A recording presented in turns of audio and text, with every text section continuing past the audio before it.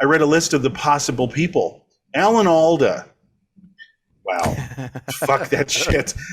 Richard Dreyfuss was close. No, but let's stay on Alan Alda for a second. Fuck, dude. No, but God damn. Motherfucking goddamn orange peel beef.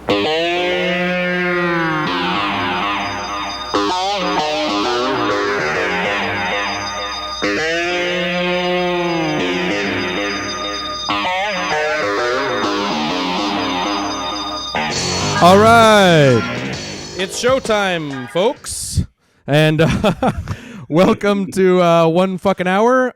This is Evan Husney, of course, joined by my usual co-hosts. To my left, Tom Fitzgerald. Tom. Greetings. And to my right, Mr. Marcus Herring. Marcus. Hey there, guys. Phoning in from the mountains of Taos today, so different background. Oh, nice. He's in the federal penitentiary. Right? They let me do this. The upload speed's pretty good though. So yeah. Oh yeah, looking pretty sharp over there. Well, thanks to everybody who tuned in last week for our One Fucking Hour on Superfly. That was awesome. Thanks for all the feedback on that. And I think before we get into tonight's this week's Thanksgiving special episode. I thought we could just wind it back for a little One Fucking Hour overtime on Superfly. So, yeah, Tom... we're finding overtimes somewhat necessary. There's a little spillover, it seems, from our hour, our rigid hour of conversation. So let's do it again. Little tidbits we weren't able to squeeze in to the full episode. Just an hour, yo. Yeah, it's definitely masochistic. So tell us, Tom... what you got in the overtime bag for us on Superfly? Yeah, so we touched on how the soundtrack was such a big deal, and it's one of those instances. Actually, it's the first instance, and maybe the only one where the soundtrack itself, was more popular than the film. The Curtis Mayfield soundtrack. But then some other kind of wiggly things happened because it's a cultural phenomenon. The music of Superfly. And that really silly guy, Dickie Goodman, maybe you've heard of him. He did these things called break-in records, and sometimes called like UFO records. And they were this weird phenomenon where from the late 50s on, it was DJ. It was a kind of structure where this would happen maybe at a radio station. DJs and their techs, they would cut up little pieces of the songs, on reel to reel. And they'd make these things where it's like, I am a reporter and I'm going to interview Mona Lisa. Mona Lisa, how you doing? Just incredible. Like some Nat King Cole song or something. And so it kept going, and it went right through the 70s. And they had a thing called Superfly versus Shaft, or Shaft versus Superfly. I can't remember. And so that was actually a pretty good-sized hit, and that was just what I was saying, where it's like soul and R&B songs would be the answers to these silly reporter questions, and so everything's making sense, right? So for some goddamn reason, though, if you flip the Shaft versus Superfly novelty record, well, what do you get? Of course, everyone would expect it to be hardcore, deconstructed. Avant-garde noise, music concrete, which is just really tiny slivers of the song Superfly and the song Shaft, where it's just like Shaft, Superfly, in this insane repetition, not unlike the Noi album, Noi 2, that we were just talking about a second ago, where there's a massive deconstruction of a song. So I'd heard years ago that since this was a popular single, it was often in a jukebox, and the A-side would get played once in a while, a silly R&B soul novelty. But then a couple wiseacres would do this prank where they're like, let's get out of here, and they would put on the B-side of Shaft versus Superfly. It's just called Part 2, by the way. And it's like, almost 2 minutes. And they put it on like 12 times, or eight or 12 times, like did it. And it would just evidently drive people crazy. And it was sort of like, turn off the jukebox. We could reset it. It was clear the serious house. Problem. Yeah. Clear the house. So it's a real room clearer. It's a room clearer played once, but I can only imagine it being on repeat at a bar. It just stopped. It just freezes everybody's brain. And Evan, if you'd be so kind to play for the nice folks just a short sample and let them imagine this going on for like 15 minutes loud at a bar. How much of this am I playing? Yeah. So the whole thing. No, just it's all the same. Just start it for, the first few seconds, I guess. It fades in.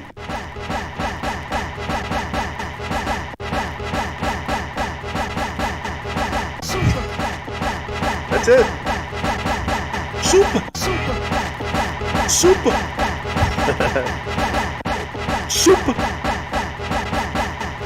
Like, what the fuck is this? Pre-sampler. Yeah, right? And it's obviously it must be a loop. They got, it's all that slicing actual reel tape. It's very radio station. Room clearing is probably my favorite genre of music. Yeah, and that's got to be up there. And again, like if you were to play this in Germany, like before a krautrock show, people would be like, "Yeah, it's good. Yeah, it's cool. It's really, really cool cosmic freakout, man." But it's actually these two dorks in a radio station cutting up Superfly, fly. So anyway, that's a little runoff, a little nugget. A little nugget, a little bonus nugget, and if you ever find that you're at a bar and there's a jukebox and it has the Shaft vs. Superfly 45, I'm not saying do it. Get that room clear. You could. Yeah. All right.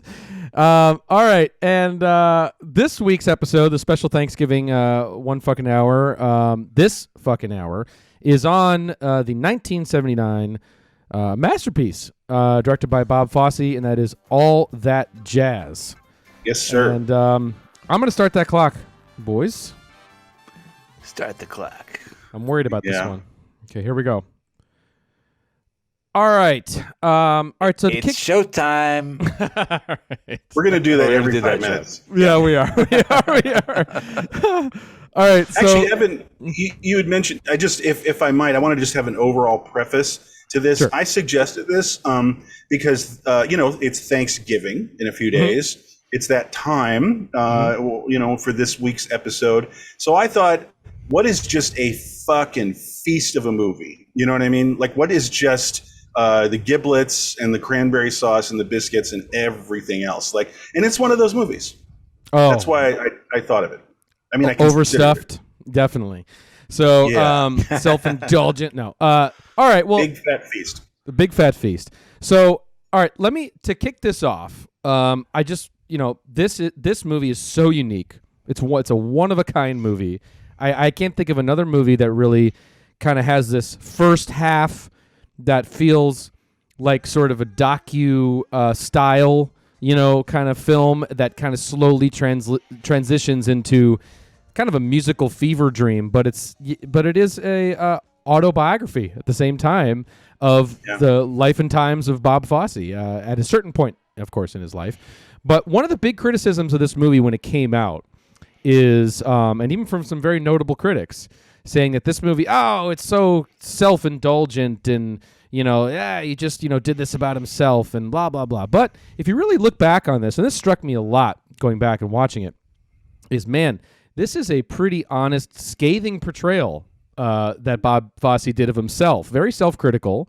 And not flattering. Not flattering. Letting himself bear and evaluating his flaws, kind of understanding his flaws in a certain way. So I thought that would be very interesting. And one thing, you sort of mentioned, which I think we'll get into, is that, Stanley Kubrick adored this movie, and I can see that obviously from a technical point of view, but also I can see that he would relate to someone like Bob Fosse, striving for that perfection, and striving to just, an insatiable sort of quality that he has. I know. Well, if I might, the film shows its hand right at the very beginning with it's pretty much its first quote, right. Which is and actually there's a few things that are really interesting about it. I forgot his first name, but something Walenda was a tightrope walker, okay, and in Chicago or something, he was just going with no net or any kind of safety guard.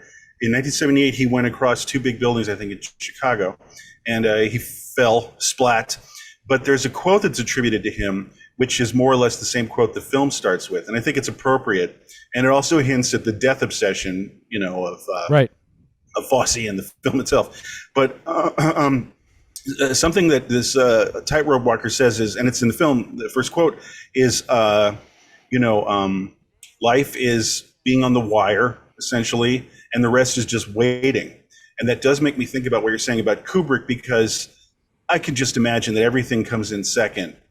He probably had an okay family life, but like everything really was second to like the next enormous project that was all consuming of his mind, body, and soul, So I think it is a testament to those kinds of creators.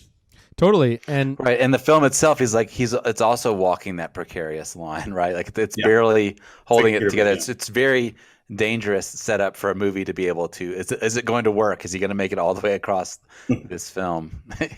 Yeah. It's bold. It's a majorly bold movie. Like I said, lots of different styles going on, lots of different feelings and clashes, but there's also like it's sort of threaded together with this sequence where it's ostensibly Bob Fosse in talking to a woman that represents death, or his idea of someone that is inviting him into his death. And it's really interesting, and she's beautiful and alluring. Of course, he's drawn to her death, and he's already flirting with death. She says, "You're flirting with me," or whatever. He's literally flirting with death every day of his life, with his like drug addiction, alcohol addiction, and how hard he pushes himself. Yeah, smoking and dancing at the same time. Well, one thing that's really interesting about that whole construction is there was a great little audio commentary snippet from Roy Scheider talking about the film and talking about how Bob described to him at one point. Bob Fosse described to him that that he often had either dreams or a fantasy of this version of death, this woman, that would sort of lead him through it. You know what I'm saying? Because this was the only person that he couldn't bullshit, and I think that that's so amazing in this movie. He says that in the film, yeah. Yeah, because this movie, right? Because in this movie, Bob pushes away. We're going to probably call this, Roy Scheider's character Bob, but he pushes away everybody except this character, and I think that's just super interesting. Yeah. And like a dream character too, she's like totally invested in him.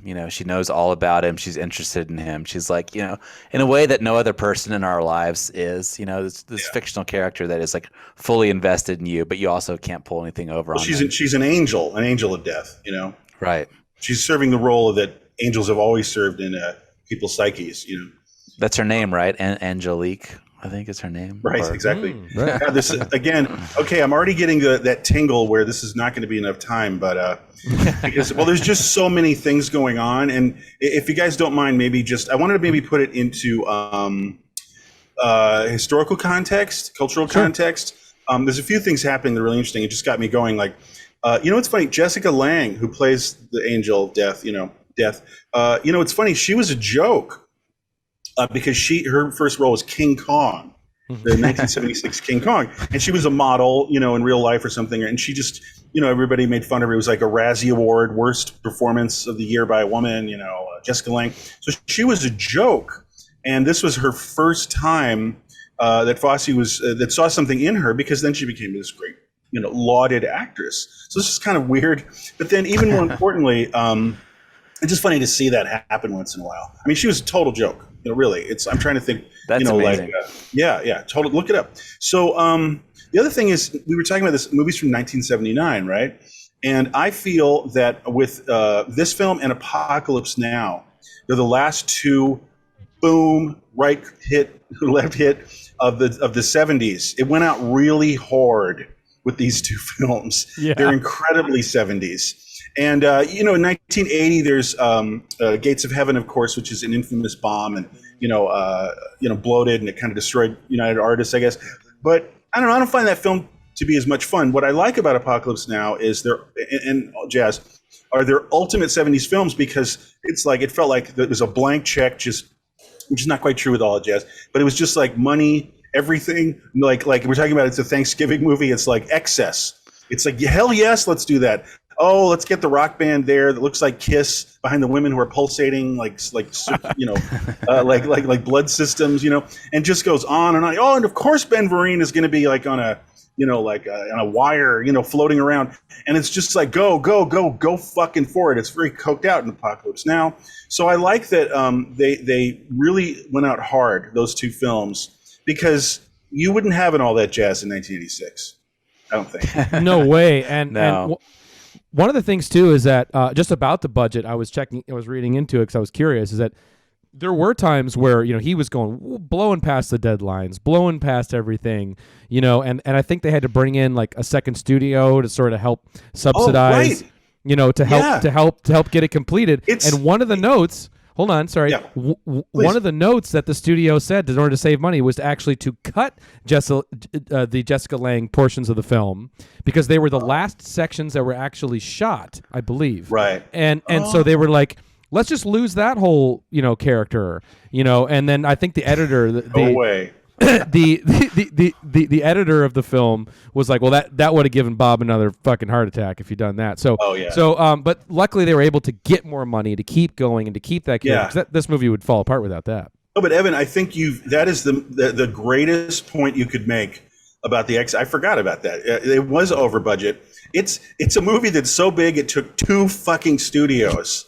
It's that kind of movie. They don't do that anymore where it's like, oh, like Columbia Pictures, I think, is like, oh, I'm winded, man. I just can't, we can't finish. And it's like 20th Century Fox, all right, man, I'm gonna hook you up. Like, let's just get across the finish line, man. It took 2 major studios to make All That Jazz. It's unbelievable. That's just, so anyway, I kind of like thinking about that time and, and how it's a bubble because there's, the Godfathers period in the early 70s, things were ramping up, but things, this and maybe even New York a bit, which was kind of a bloated, excessive, insane thing for Scorsese after Taxi Driver. It's the late 70s always fascinated me because it's right before the party ended and the party really peaked out hard with these enormous, insane films. And Apocalypse Now, which we should do a 1 fucking hour on. Oh, we will.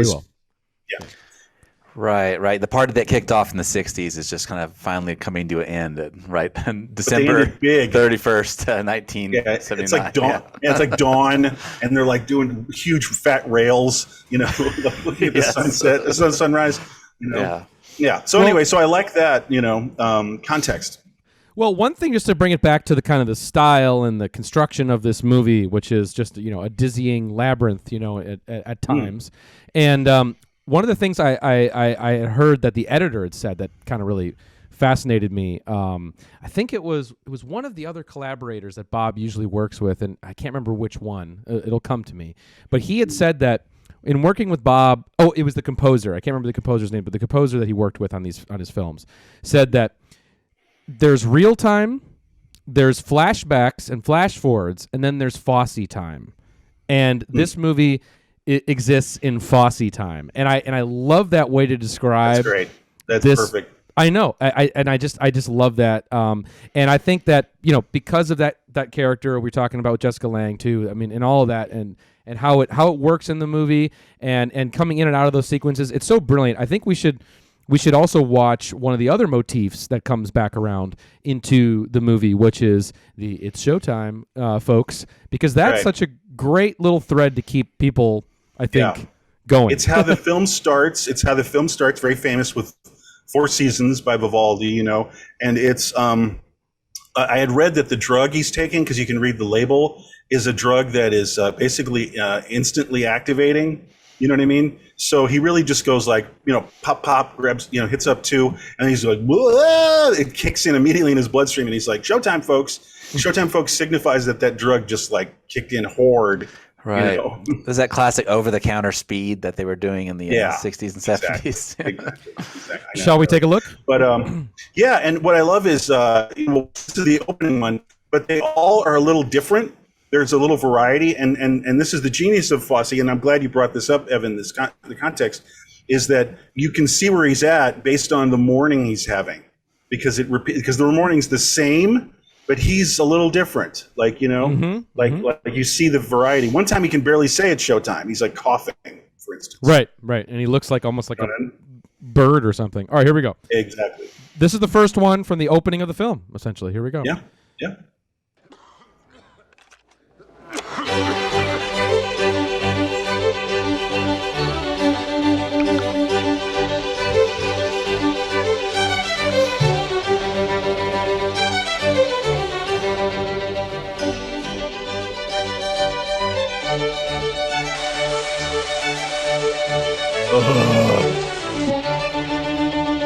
Smoking in the shower.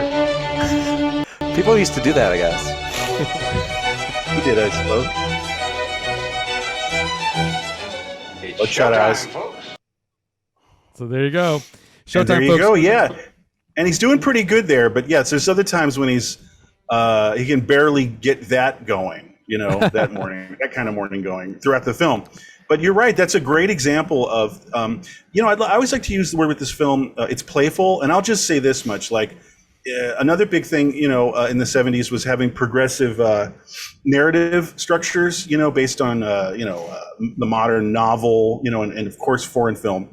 And I always think, though, that Fosse, especially with this film, is like a fun Nicholas Roeg, and I only bring that up because what I mean is the film is playful and fun and funny and charming the way he is. It never gets that dark because he is kind of like this shallow, jive-ass motherfucker, and the film is kind of that too. Do you guys know what I mean? Yeah, he dies at the end, but it's kind of like, all right, it's over. He's already gone when they roll the body bag up. Right. And his death stage as a Broadway number. Right. Right. So, and we'll get to that. But what I mean is the film's spirit, and I'll stop down on this right now, but I'm just saying, what I like about this film is that another egomaniac, solipsistic director or auteur, it would be a lot darker and more down. But even when he's dealing with death, it's a very spunky, playful film. And that's fair. That is unique too to me. So totally. Comment on that. One thing I just want to piggyback off of on the it's Showtime, folks, sequences in the film. I thought again, the editing in this movie is top notch. Alan Heim is the editor. I just wanted to shout out him because Bob worked with him on Lenny. And it's kind of interesting because, obviously we're going to show the cutting Lenny scene here momentarily, but when in those sequences where he's, when he actually was cutting Lenny, they were having trouble with trying to get Dustin Hoffman's performance right. The sequences of the stand-up sequences weren't really flowing right, and so it was the editor's kind of idea to kind of pull in Nick Roeg a little bit and to kind of intercut those scenes throughout the whole movie. And I think that really inspired Bob Fosse when he was when the script was being written, because it was written kind of with this structure in mind. Jagged like this? It's jagged, in the actual script. Yeah. Oh, wow. And so he got really inspired. Just one more thing, and he got really inspired by that sort of approach with Lenny, and put that into here. But one thing is obviously the autobiographical nature of this movie, right?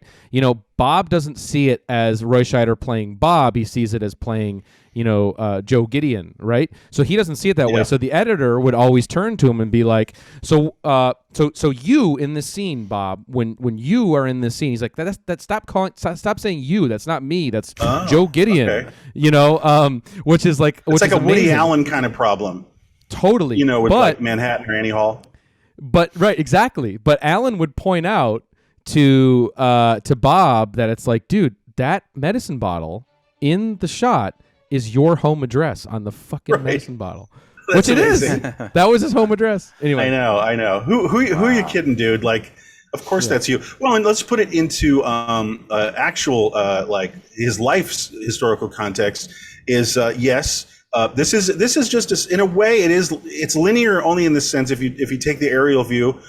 On the base of it is very simply this actual movie director, Bob Fosse, and he's having a nervous breakdown because he's cutting up a movie about Lenny Bruce, Lenny, and he might have miscast it. Dustin Hoffman is a little weird for Lenny. I've always felt that way. There's a good Pauline Kael article on that.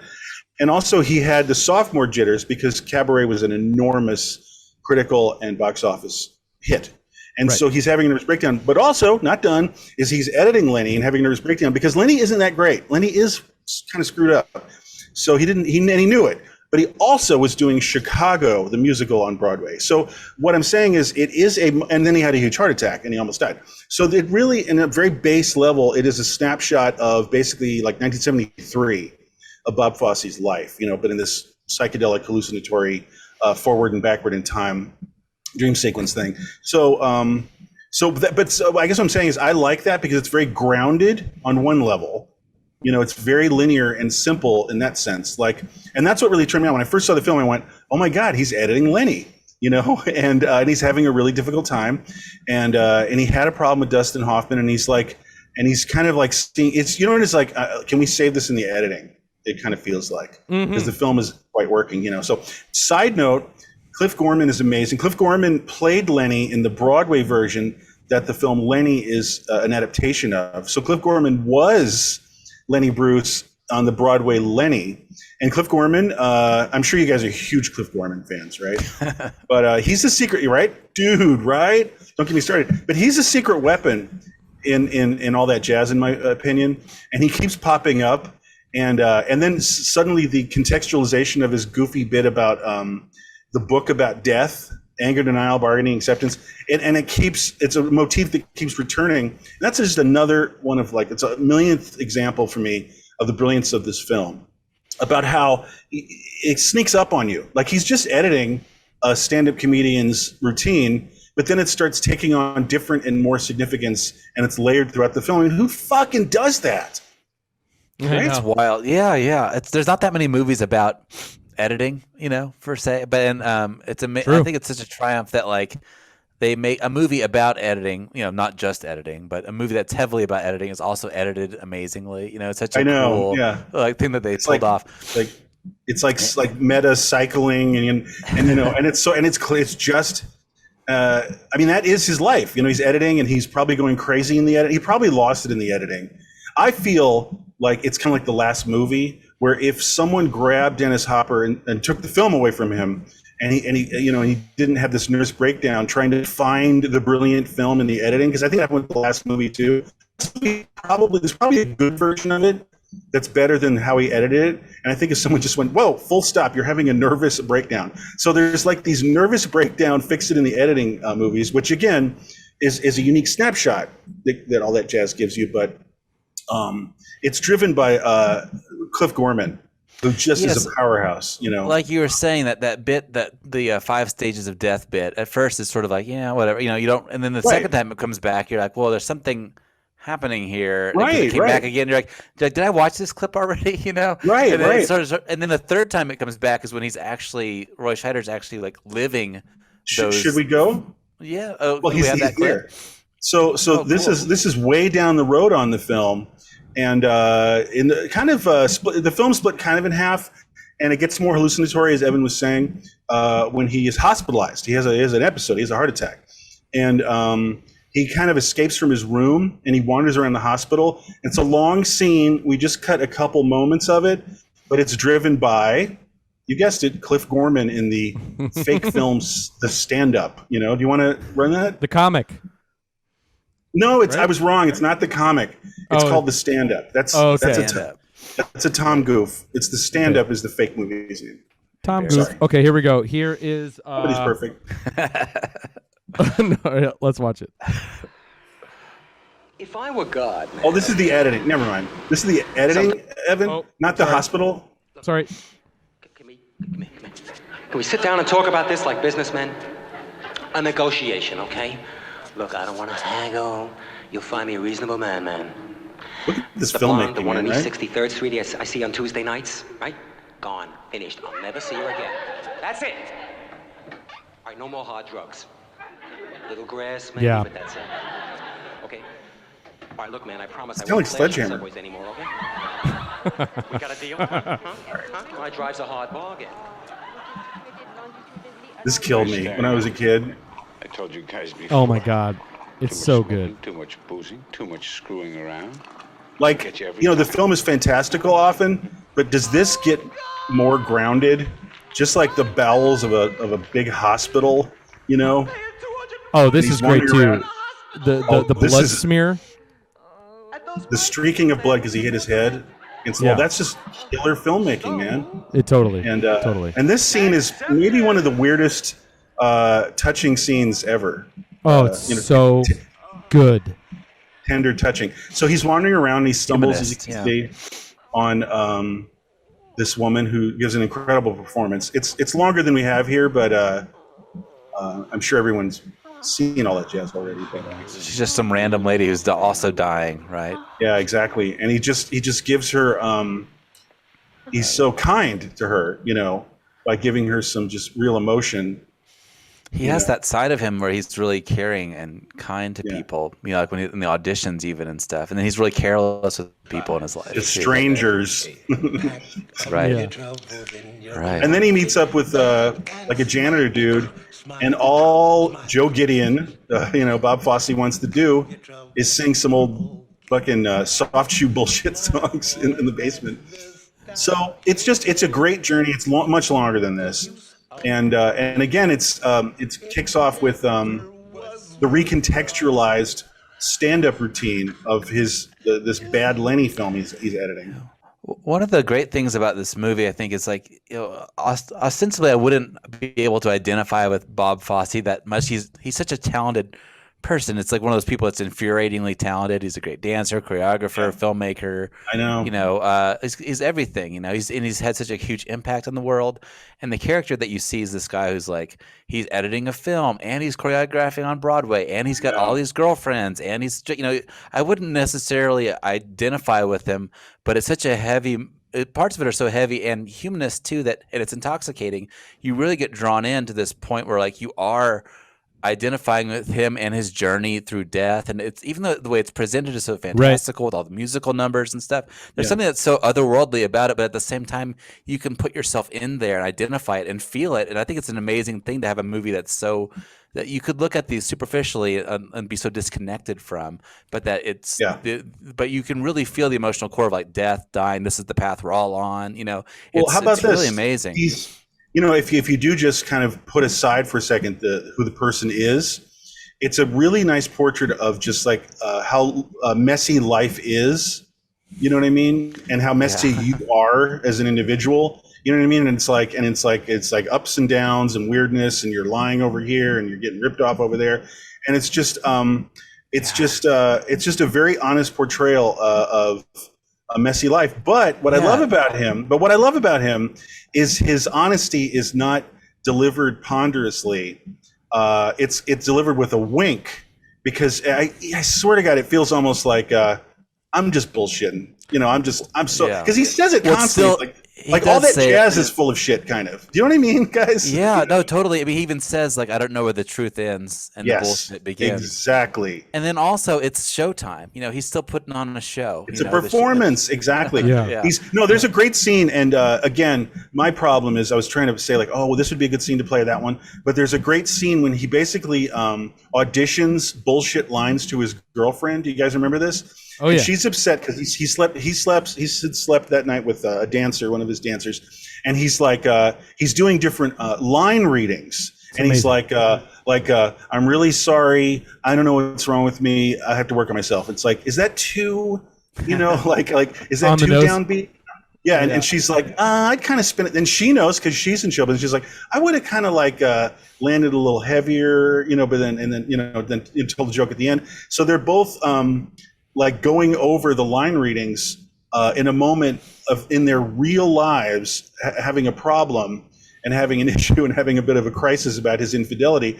And it's just like, these people are crazy. Yeah. And it's also, it's meta because that is the film too, because this is a film and he is doing line readings. So Bob Fosse put himself in front of the camera as Roy Scheider, and he's probably had to debate the line readings that he's giving about his fake line readings to his girlfriend.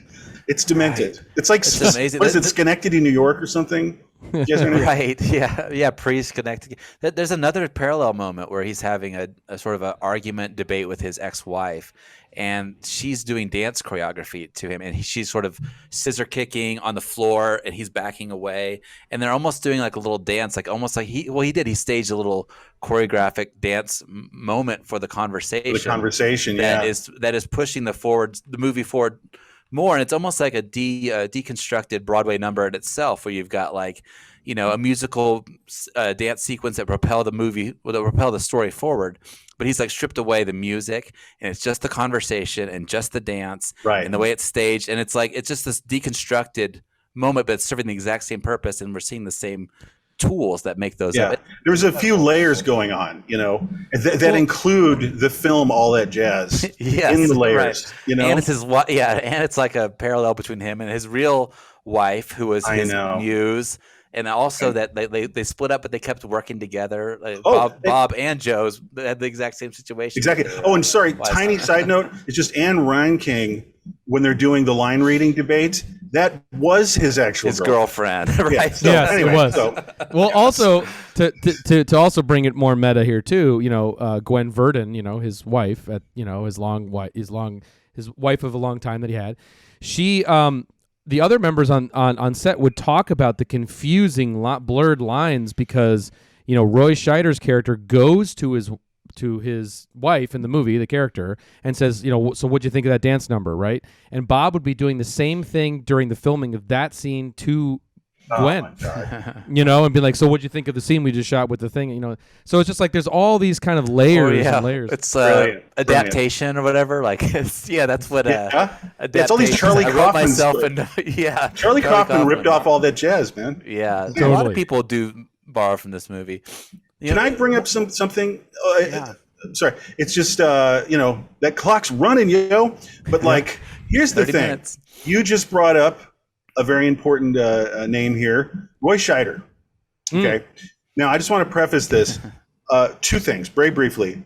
A, I could never imagine anyone else but Roy Scheider playing this lead character, Joe Gideon.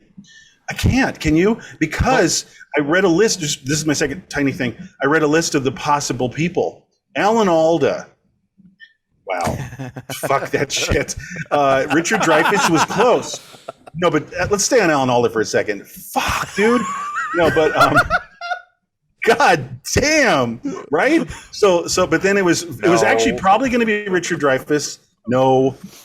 Jack Nicholson was considered. Jack Lemmon was too old. I was like, who the hell wanted that to happen? Right. So anyway, all I'm saying is, the studio pushed back on the choice for Roy Scheider because he was always, he's kind of a star. He's, he's not the reason why anybody saw Jaws or anything, but he's such a great actor. I just wanted to bring that up. Hold on. He's such a great actor. Yeah. I was just gonna say, you can't imagine anybody else but Roy Scheider playing that character. But in a million years, would you ever? But Alan Alda. No. Listen. But would you ever in a million years, if you were tasked with casting this movie, be like Roy Scheider? I always had a hard time. Like when first time I saw this movie. Yeah, first time I saw the guy from The French Connection. Exactly. Yeah. Jaws, Sheriff Brody. I just had a hard time the first time I watched it. The first time he popped on, I was like, he's going to be dancing in a Broadway show. But is he not great and perfect? And can you not imagine him? It also speaks to he's so great in Jaws too that you think like that's what I thought he was. I thought he was.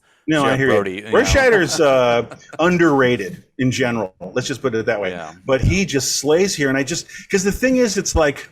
Also, there's a few things going on because, all this meta stuff, if you look at Bob Fosse, he's a little weenie-ish looking compared to Roy Scheider. Roy Scheider's very manly. Totally. And he rocks that goatee really hard.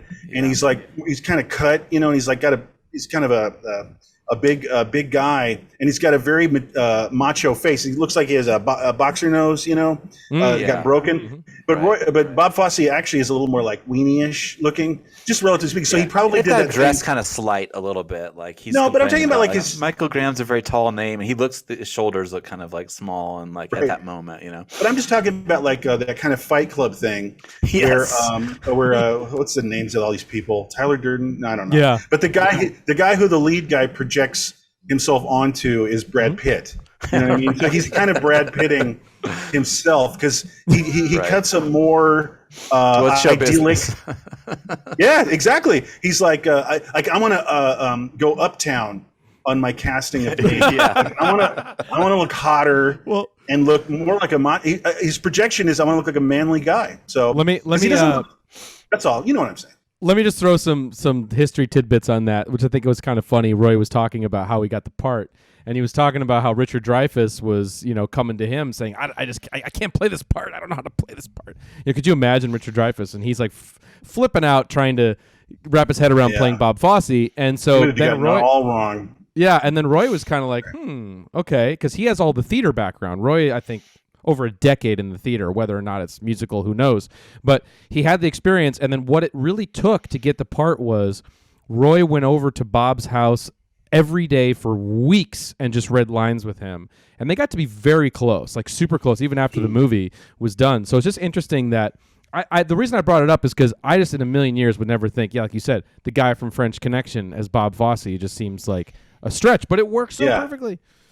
Yeah, and it's just, and again, I can't imagine. I mean, he embodies the role, he lives it. I think this is another example, it's another thread here in our podcast of people who just dig in. It wasn't just another casting. It wasn't just another, performance in a Hollywood movie. I think Roy Scheider took it very, very seriously and said, okay, this is the role of a lifetime for me. Mm-hmm. And I'm going to do everything I can. I'm going to learn how to dance. He wasn't a dancer, for instance. But also, I'm going to get in and out of the brain and the soul of my subject, who I thankfully have right in front of me. Whereas maybe Dreyfuss would have just done that actory thing where he would have just applied all this Dreyfussiness on it. Oh, who knows? Maybe it would have been good, but it's you know what I'm saying. It's like sometimes an actor just takes a role, but like we're talking about, Angus Scrimm brought a lot to his character in Phantasm, for instance. Tasm. It feels very real too, I think, because of Evan mentioned the documentary feeling of the beginning of it. Mm-hmm. And I feel like that part that helps it feel very real too, because it does feel like you're at the auditions, and you're at the rehearsal, and there's little moments where there's a background guy who's gone and he's signing something, a book in the background, and just kind of walks off. There's mirrors. It's very dingy and dark, and it's not lit particularly well at times. It's backstage, behind the scene world. It is. This is a great. It's like a backstage musical, also like Cabaret is too, where it's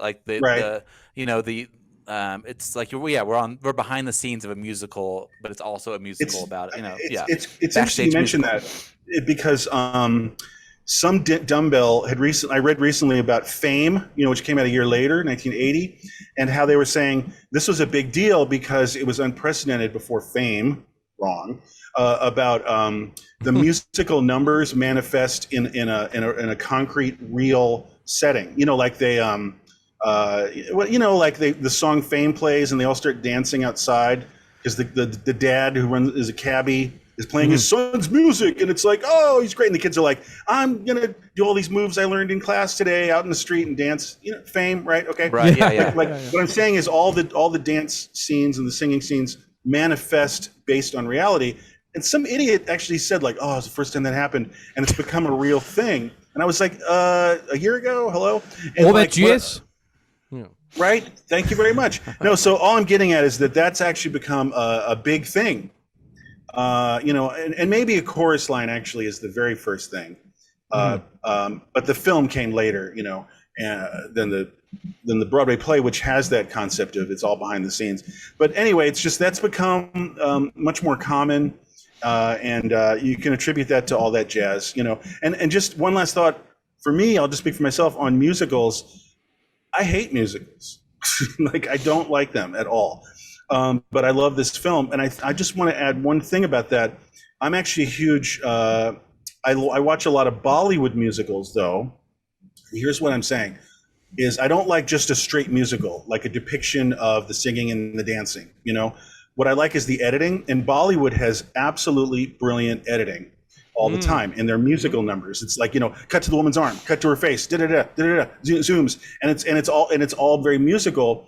And I think one of the great things about Bob that he brought to the role of being a film director is something that is unprecedented. It's a choreographer moving into film directing, because otherwise it's been actors, writers, everything but a choreographer. So I think a choreographer's editing instincts are going to be musical, and when it's done right, musicals that are edited dynamically, that's some of the best shit I've ever seen, including all that jazz. Well, it's because it has like, oh, sorry, I was just gonna say it's because it has like that real montage quality, right? Like this whole movie is a string of montages in some ways, but also I think what he brought to it as a choreographer with respect to the editing is there are long passages in this movie. Some of my favorite passages in the movie are, and it maybe not even things that are super consequential to the plot, but some of my favorite passages are just where shot after shot after shot, there's camera movement.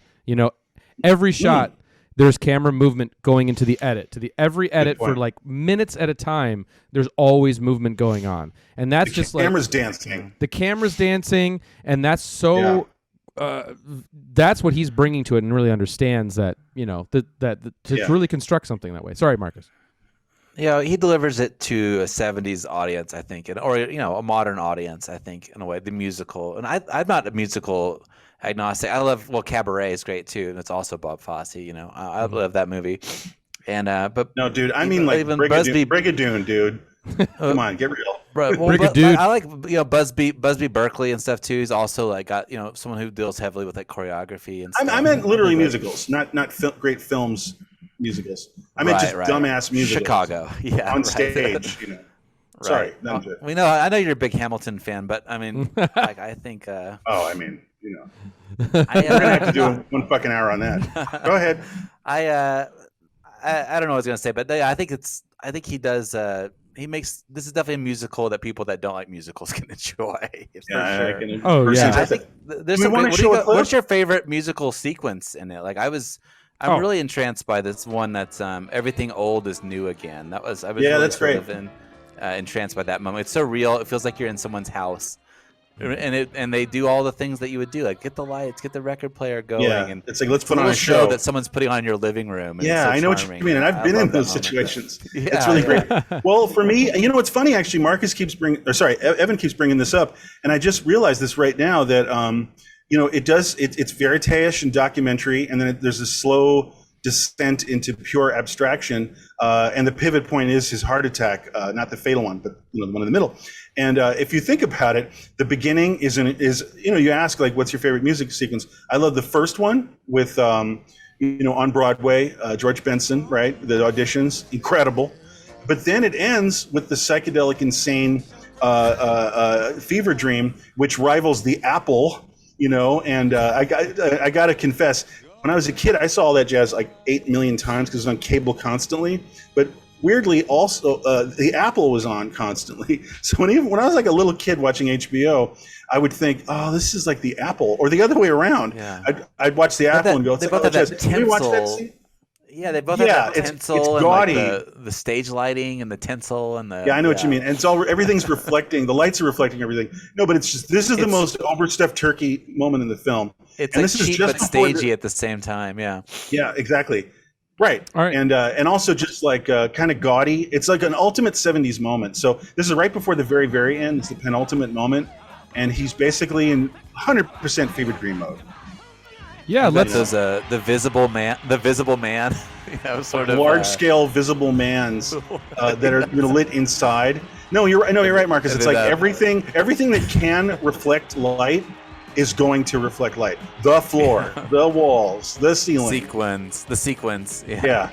And I love the two girls who are like the circulatory system. There's also sort of like a slim good body outfit. Yeah, slim guy. And it's an incredible 70s moment. And then there's a rock band in there somewhere that are kind of like a cheap Kiss, kind of like or like Angel, that band Angel. Angel, I love Angel. Casablanca records. Yes. Right. I was just gonna say, and this is going out in style, Bob Fosse way, like just to march to your death with a big fucking gaudy musical number, and it is really one of the best scenes in the entire. No, it's incredible thing. An entire anything, and he's doing that great thing. And by the way, it's time to bring up Fellini here and 8.5. I mean, it's definitely a huge influence, but he does that fun thing, which is such a showbiz jive-ass kind of thing to do, where everyone in your life story is in the audience, and you get to thank them, and even your rivals, even your enemy, like, hey man, that was fun, or like, oh, I'm sorry, my daughter and my girlfriend, and then he just fucking is winking at everybody. He's such a jive-ass motherfucker. Everyone's there to send Look at him right there. Right. Look at him right there. And she's just like, oh, you'll never change, you jive-ass fucking Joe Gideon. And I think it's centered around what I mean? And Ben Vereen, man. Ben fucking Vereen is so, It is that total like me generation thing, where the whole world revolves around you. You've got this sort of main character syndrome where the entire world is like around you, and which I love, of course. Yeah, absolutely. A lot. And of course, spoiler alert, my favorite thing about this indulgent, insane Sgt. Pepper's movie, the Apple movie, is that, of course, you end this abruptly with a shot of a dead body getting zipped up in a body bag. Right? Incredible choice. Like that shot cuts off. Like it's in the middle of the peaking of this music. It's like, oh yeah, oh shit, it's like zip, corpse, and then credits. Sopranos. But, right. Yeah. So good. Wait. I just want to, because you were asking about favorite musical number. Excuse me. For me, I mean, you have to bring up the Errotica sequence because Bob, as a choreographer, I was looking into it too. I mean, he's one of the first guys that really brought that sort of sexy style into the choreography. Getting pretty with us. Yeah, getting pretty controversial there. But that sequence is amazing. The way it's edited, the whole way it's put together, incredibly just seductive and awesome, and the smoke and everything. It's really one of the coolest passages in the movie. It's agreed, and again, it's what Marcus was saying about that other smaller scene where the two gals in his life are putting on his daughter and his old lady. Are putting on a show in the living room, and Errotica is not a fully formed Broadway piece that you're seeing depicted in the film. I know. It's like some like run through. Yeah, it's a run through, and a union guy's putting this fog machine on, that kind of thing, and you see that, you know what I mean, and that's so powerful. That's another brilliant innovation on his part, as we were saying before about sort of lifting. The veil between, how the sausage is made, and the performance that you see on stage. Yeah, and it's also cool that Bob gets to indict what's also fucked up and stupid and idiotic about the industry behind, what he does. How, he just shows all these, boobs and nincompoops as they're like, I don't know about this. Well, Frank Sinatra won't be able to sing it. I know. And all this crunchers. Stuff. Yeah, well, okay. Hang on. Yeah, bring it up. Okay, I'm going to bring it up. You're going to get it. Okay, you know what I'm going. And we got, I do want to fit in one more clip too. So we got 15 minutes. Here we go. So obviously to me, I watched the movie back pretty much twice, in preparation for this. And man, when it gets to that scene of the open heart surgery, I can barely handle it. It's really like a serious phobia of mine. I can't handle heart shit. It's hard for me. But what I will say is one of the more brilliant things in the fucking movie, in any movie, is to intercut a goddamn open heart surgery with budget crunching, and number crunching. There's nothing more indicting. It's just a perfect way just to fucking represent showbiz, how soulless it is. Yeah, I know. That's art, obviously, and that's an incredible sequence. Cross-cutting. The cross-cutting is just, that is such an amazing choice that this movie has. Or that he made for the movie, rather.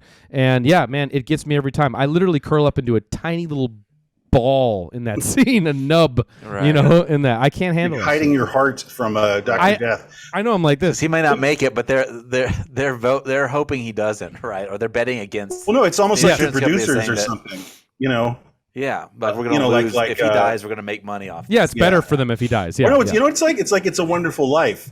Like, you're worth more dead than alive. It's life insurance. Yeah, exactly. Yeah. You know what? Another thing, and boy, this is a tough 1 fucking hour. Another thing that I love is it's pure cinema. I might just wind up repeating myself over and over again. But what I'm saying is, film very often is based on a novel, and then it becomes maybe a screenplay. And then the mind and the attitude and the approach of many filmmakers is it's based on another art form, and specifically writing based. But this is such pure cinema, and just like you said it's so. And what I mean is, it's so visually strong. You were just describing, Evan, he said so much in simple cross-cutting, the choices he made to have one comment on the other.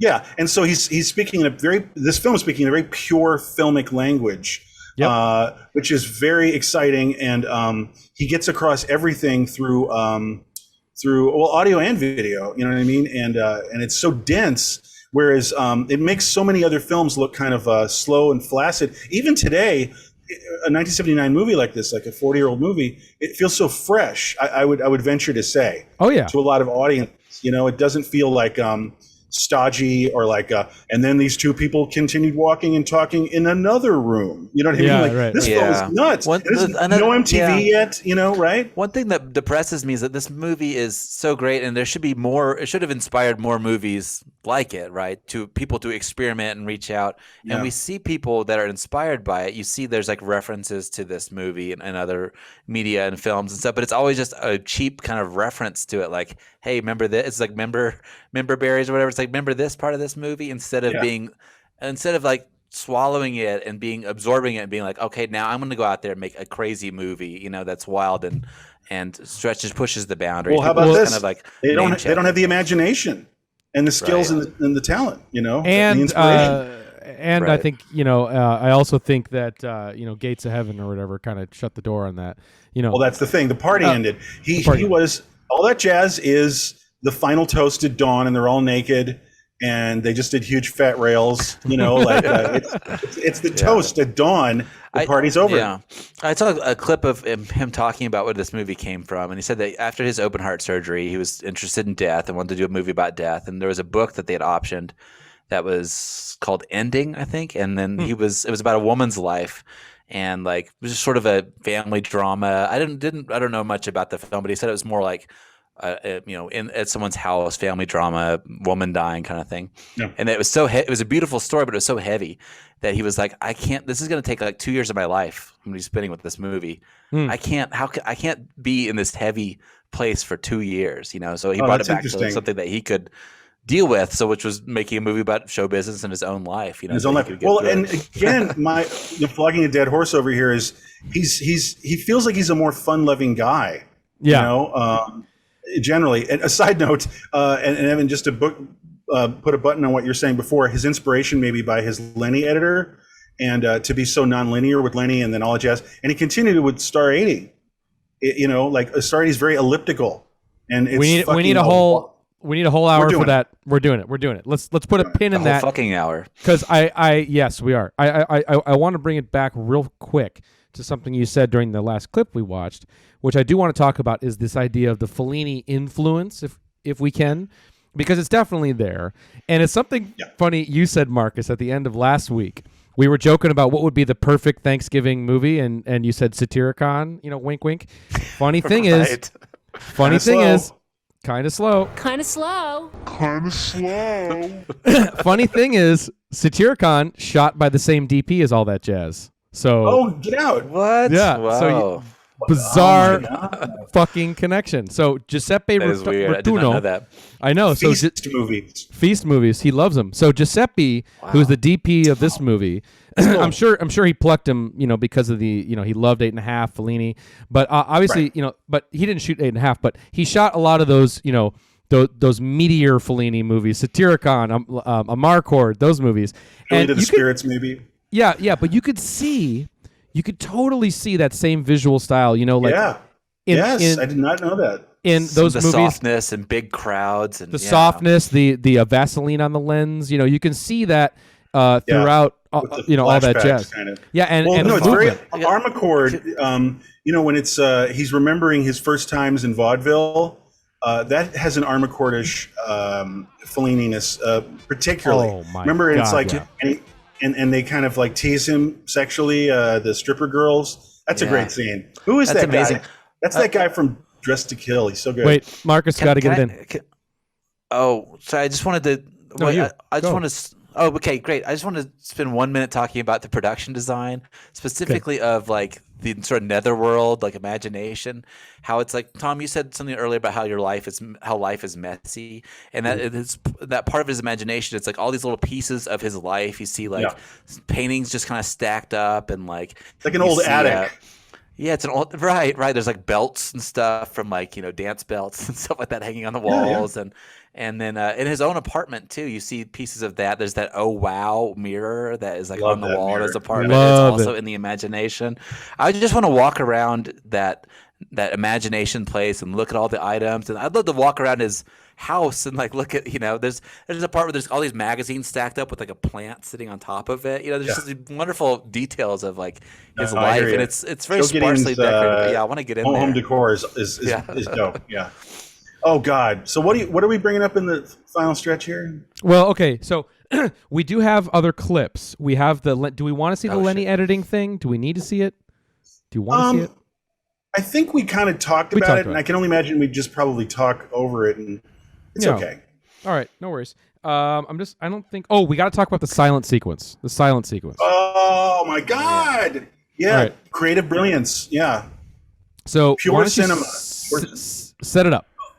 Well, yeah. So he's this is right in the middle of the film, and he's they're getting closer to doing basically what Chicago was for Bob Fosse, the Broadway musical, and he's really losing it here in the middle of the film. And this is right before he has his that heart attack that lays him up in the hospital. So he is, and he does a very weak. It's Showtime, folks. Like right around this time, to illustrate just how bad he's doing. So here he is, and he's barely getting through a morning read through of the script. I got a friend who bought a Mercedes. And obviously, there's one thing about this movie too that's amazing is the bad humor that he obviously we're having to be subjected to in some in cases, and this is it. And then all the sound drops out, right? The sound drops out, and the Foley takes over. And all Joe can hear here is, well, it's pretty solipsistic too. That's another layer. Is all he can hear in the world is everything that's manifesting internally, tapping his fingers, playing with the pencil. But everything else is tuned out. So he's probably having a mental, nervous breakdown, panic attack, and a physical breakdown at the same time.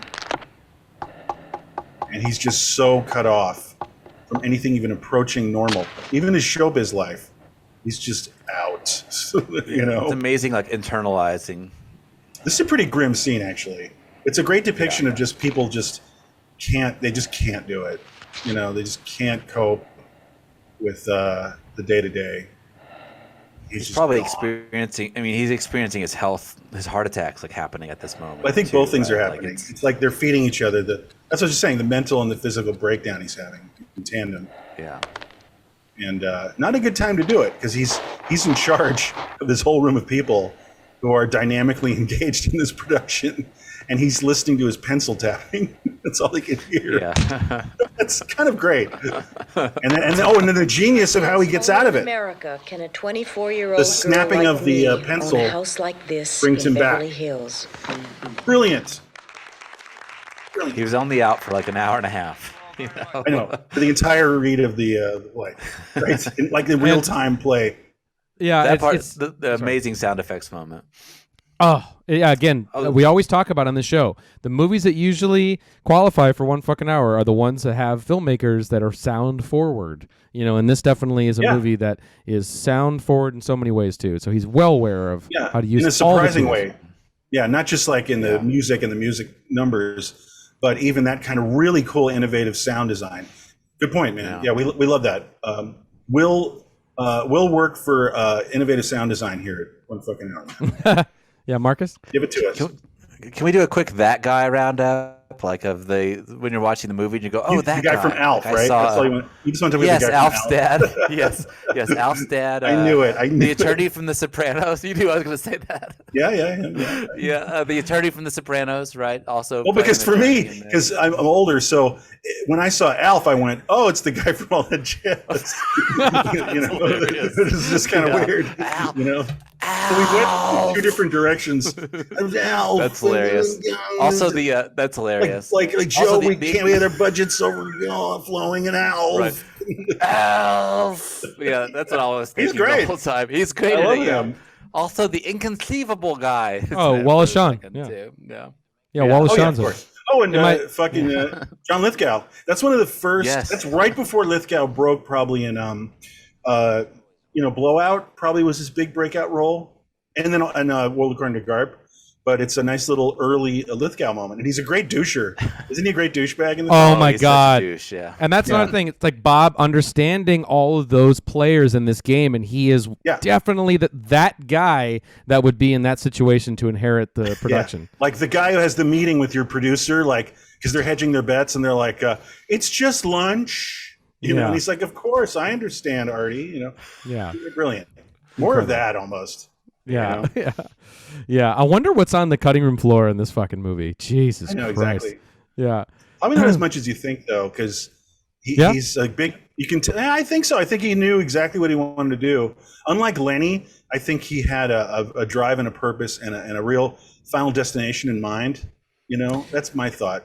Well, one thing about Lenny too. Totally. One thing about Lenny is I heard that he did have this kind of mental, well, I mean, a lot of the heart problems he was having too. It's like he had kind of another full-on panic attack breakdown during Lenny as well, which I think is what inspired that sequence, we just watched. Well, because I think with Lenny, just to get on that for a second, I think it is a very flawed film. And I think there's a critical flaw in the casting of Dustin Hoffman. And again, Pauline Kael was very insightful. She basically, just to boil it down, she said, because she saw Lenny Bruce, she's from back then. And she said, Lenny Bruce doesn't give a shit about you. Lenny Bruce is like, I'm over here. I'm the coolest guy in the room. If you want to listen to me, cool. If you don't, fuck off, because I'm going to be Lenny Bruce. But the thing is, Dustin Hoffman did this weird Lenny Bruce where he's like needy. He's like, just listen to a couple more jokes. Hold on, give me another minute, Judge. And it's just so antithetical to the super cool man who Lenny Bruce was. So she had a huge problem with that. I think that Bob Fosse is so talented that he saw that he made a kind of a bad film. I watch it a lot, and I love Lenny, and it looks fucking great. But something's kind of critically wrong in it. Maybe not even just the casting of Hoffman. So I could see him having a nervous breakdown because he understands a really good film, obviously, because he's made them. You know what I mean? I also really appreciate that the editor of Lenny, the guy we've been talking about, the guy, Alan Heim, he's in the fucking movie playing the editor of the stand-up, which I love. So he's right there. He's right there, drives it home. And that's their editing suite. Stuff. That's their editing suite. They just dressed up a little bit just for to make it a little more chaotic for the film, Well, they just popped Roy Scheider in it with a fake goatee, Yeah. It's all that jazz. My God. Random factoid I have to squeeze in. Great use of the avant-garde font, too, in the titles, the opening titles with those. Amen. With the light bulbs and the angle, how it twists and turns. And on the poster, it's at an angle to how you'd see it from the street if it were a Broadway play. Right, exactly. Excellent use of avant-garde font. No, I know. And actually, the movie starts off so confidently and so cool because, yes, it's that sequence with a little bit of jazzy music. And it's sort of like they're panning across the bulbs, the light bulbs that spell out all the jazz. Yeah, and then it was tough. This was really tough. Out of time. So really tough. All that jazz is great, y'all. There you go. So that was fuck. We had to stop you mid fucking riff there. All right, That's a first. That's a first. We got to get like a yeah. You could add that. Yeah. Right. All right, everybody. That was. What's the whammy sound? Kind of slow. All right, so that was 1 fucking hour on all that jazz, guys. Thanks so much for listening. We tried to get it all in. Maybe there'll be some overtime next week. Maybe. But speaking of next week, let's tease a little bit what we are. I would dare to say this is a slight curveball compared to all that jazz. A slight detour. What do you say? Who knows? Maybe the same DP. Okay, so we are looking at. It's Bob Fosse's favorite film. Yeah. Anyway. Stanley Kubrick's. What's the next one? Stanley Kubrick's favorite shot-on-video horror film. We are looking at Sledgehammer. So, what is wrong with us? I know. So, Sledgehammer. Yeah. Oh, we're going to be doing that a lot. So, just real quick, because everyone should go out of their way to check out Sledgehammer. It is Marcus. You're going to be checking it out. Marcus needs to see it. Yeah. This might be another case where not many folks have seen it in advance. Unlike this is gonna be a fresh watch for me. Yeah. So sure. guys, watch along with me. Be dumb with me and watch it for the first time. Load up for next week. Because this is a bit of a deep cut. Maybe it's on Hulu or something. Hulu? No. I don't know. Tubi. It's very Tubi. This is very Tubi. No, I don't think it's probably on YouTube. But anyway, so yeah, it is probably. Yeah, if it's anywhere to be seen, I'll put it in the description of this video on YouTube. But Sledgehammer, it's one of the early shot-on-video horror films. But to us, we really, I think next week our job is to really recontextualize it as a museum piece, which I really think it is. And so I think this is one we can de-neckbeard and we can really look into why it is absolutely an audio it's an audio visual fucking assault, and I'm so excited. It's one of my all-time favorites. I had a hallucinatory experience, and we'll get into that. And Sledgehammer is on YouTube. You can rent it. There's also an outlaw one, an upload. So Sledgehammer is on the YouTube. So yeah, check it out. And I just call it accidental art. And it's David Pryor from Deadly Prey, and I think he just stumbled ass backwards based on the resources he had into this haunting mood piece of an SOV shot and video horror film. It's fun. It's awesome. It's a race to 80 minutes. I think. Yeah, it's a race to 80 minutes. I think he probably shot about 40 minutes worth of a movie, and then some tricks and tropes got him there to 80 minutes, which we'll get into. Exactly. But anyway, next week is 1 fucking hour on Sledgehammer. I can't believe I'm saying that. What is wrong with us? All right, guys. Well, thanks so much for joining us on Thanksgiving weekend. I'm stuffed. Are you guys stuffed? I'm fucking stuffed. I'm already full, man. I'm to the max. What a great film. I'm so glad we did all that jazz, honestly. It was so great. I just want to shout it from the rooftops. Everyone should re-see it or see it. It's so cool. It's the best. All right, everybody. And now it's time for your moment of Zen, and we will see you next week. All right. So long. Bye-bye now. I couldn't follow it. I couldn't understand it. And I walked out of the theater behind a woman who said, when you go to a musical at holiday time, you don't really expect to see open heart surgery. I think I kind of understand what she was talking about. I vote no. Motherfucking goddamn orange peel beef.